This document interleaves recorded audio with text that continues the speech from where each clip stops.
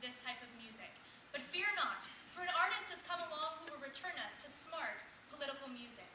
That artist is Miss Britney Spears.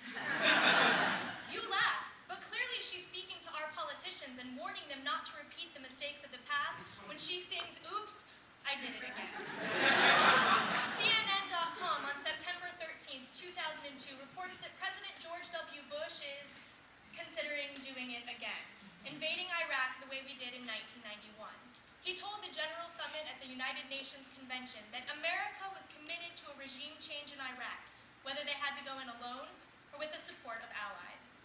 In light of the fact that a war with Iraq has implications for our global citizenry, as well as direct implications for our lives as American citizens, it becomes important to answer today's question. Iraq, can Junior finish Daddy's unfinished business? And the answer is no. A war with Iraq would be unsuccessful. We'll see that this is true for two key reasons. First, America lacks the support for a war with Iraq currently. And secondly, we'd simply cause more harm than good. First, however, it's important to underscore that America lacks the support it needs for a war with Iraq. And we can see this on two levels: support from governments and support from populations. But let's begin with governments. The Advertiser of September 10th, 2002 tells us that while Britain and Tony Blair, no big surprise, are supporting the United States, our traditional allies of Germany, Russia, and France have vocally opposed war with Iraq. The situation becomes even bleaker when we turn our eyes to our Middle Eastern allies. The Atlanta Journal-Constitution of September 8, 2002 reports that many countries within the Middle East, like Lebanon, fear that any conflict in Iraq would cause it to spill over their borders, harming their citizens and their chances of a stable government. And this fear is certainly understandable. Without the support of the governments of our allies, the American war with Iraq is on shaky ground. Not only do we lack support from governments, however, we also lack the support of civilian populations. The London Independent of September 10th, 2002 reports that while Tony Blair in Britain is committed to America's war with Iraq, the British population is having some doubts. Apparently, they're not convinced that Saddam Hussein is the threat Blair says he is. With this lack of support from the population, any help Britain could bring us would be short-lived at best.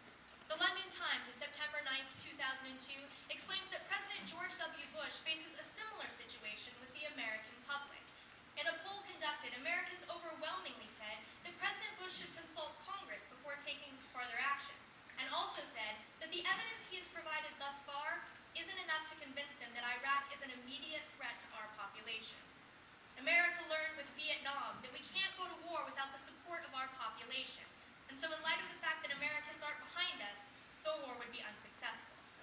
But not only would we be unsuccessful because we lack governmental and civilian support, secondly, Junior can't finish Daddy's business because we'd simply cause more harm than good.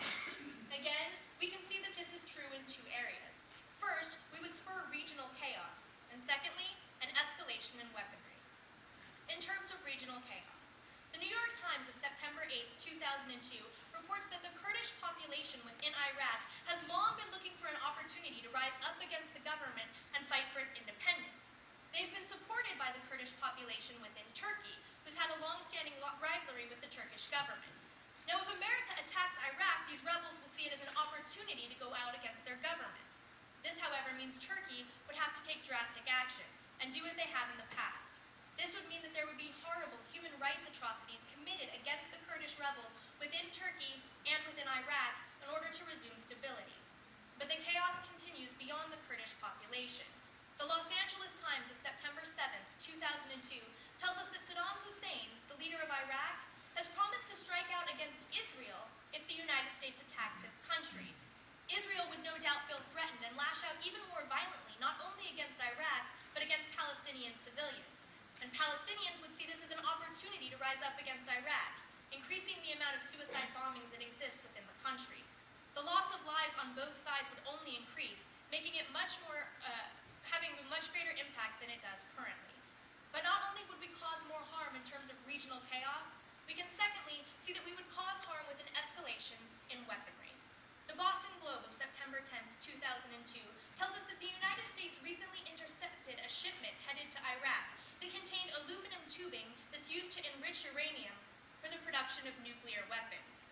There's no telling how many shipments got through that we didn't intercept, And so the possibility of Saddam Hussein currently, or in the near future, possessing nuclear weapons becomes more realistic by the day. We also already know that Saddam Hussein has the capability to deploy chemical and biological weapons. The Baltimore Sun of September 10, 2002 explains why this is something that should worry the American population. Saddam Hussein knows that his military is no match for that of the United States, and so in order to even things out if a war occurs, he'll have to resort to using these biological weapons in order to compete with the United States' superior army. The implications of this for not only U.S. soldiers and Iraqi citizens are huge, but also for America's population here. We would be at a large target for the weapons deployed by Saddam Hussein. Therefore, the regional chaos and the escalation in weaponry means that we wouldn't solve the problems in Iraq, but rather make them worse. Today, we've asked ourselves the question, Iraq, can Junior finish Daddy's business? And have seen that the answer is no, we wouldn't be successful. Not only do we lack support from governments and international populations, but we would also cause more harm than good by furthering regional chaos and an escalation in warfare. Miss Britney Spears certainly had her finger on the pulse of American politics when she warned George Bush to not do it again. Hopefully, Bush will listen to the advice of Miss Britney Spears and not go to war again with Iraq. Otherwise, he might find himself saying, "I'm not that innocent."